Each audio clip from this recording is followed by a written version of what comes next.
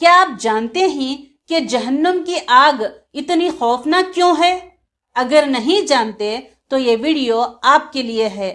آج ہم قرآن کی ایک آیت کے بارے میں بات کریں گے جو جہنم کی ایک ایسی حقیقت بیان کرتی ہے، وہ سن کر آپ کے رونگٹے کھڑے ہو جائیں گے۔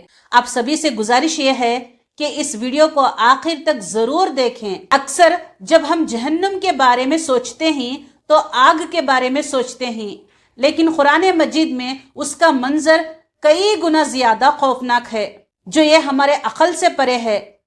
سورہ المدثر سورہ نمبر 74 آیت نمبر 27 میں اللہ تعالیٰ قیامت کا ایک منظر بیان کرتے ہوئے پوچھتے ہیں کہ تم کیا جانو جہنم کیا ہے؟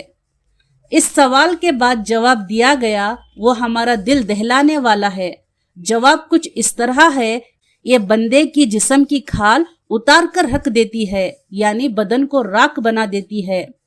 اور اس جہنم کی ہولناکی کو مزید گہرائی سے سمجھنے کے لیے نبی پاک صلی اللہ علیہ وسلم کی ایک بہت ہی پیاری حدیث ہے جو اس آیت کو آسانی سے سمجھنے میں مدد کرتی ہے۔ ہم اکثر یہ سوچتے ہیں کہ دنیا کی آگ بہت خطرناک ہے، لیکن یہ جہنم کی آگ کے مقابلے میں کچھ بھی نہیں۔ صحیح بخاری اور صحیح مسلم میں ایک مشہور حدیث ہے جس میں حضرت ابو ہریرہ رضی اللہ تعالی عنہ اس کے راوی ہیں۔ وہ روایت کرتے ہیں کہ رسول اللہ صلی اللہ علیہ وسلم نے فرمایا، تمہاری یہ آگ جو دنیا میں ہے جہنم کی آگ سے 70 حصوں میں صرف ایک حصہ ہے۔ اس پر صحابی نے عرض کیا، یا رسول اللہ صلی اللہ علیہ وسلم، کیا دنیا کی آگ جلنے کے لیے کافی تھی؟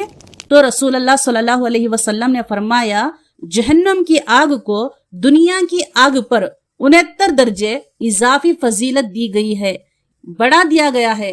اب ایک لمحے کے لیے یہ سوچیں، یہ دنیا کی آگ جو لوہے کو پگھلا کر بڑی بڑی عمارتوں کو جلا کر راکھ کر دیتی ہے، جہنم کی آگ کا ایک چھوٹا سا حصہ ہے یہ۔ اگر ہم اس دنیا کی آگ کی ایک چھوٹی سی چنگاری کو اپنے ہاتھ پر ایک سیکنڈ کے لیے بھی برداشت نہیں کر سکتے تو پھر اس آگ کا سامنا کیسے کریں گے جو اس سے 69 گنا زیادہ شدید اور ہولناک ہے۔ یہ مثال اور یہ آیت صرف ہمیں ڈرانے کے لیے نہیں ہے، بلکہ ہمیں یہ سمجھانے کے لیے ہے کہ اللہ کا عذاب کتنا سخت ہے اور ہمیں ہر لمحہ اس سے پناہ مانگنی چاہیے۔ تو میرے عزیز بھائیوں اور بہنوں، اس آیت پر غور کریں اور سوچیں کہ ہم اپنی زندگی کیسے گزار رہے ہیں اور ہمیں کس طرح زندگی گزارنے کی یعنی جینے کی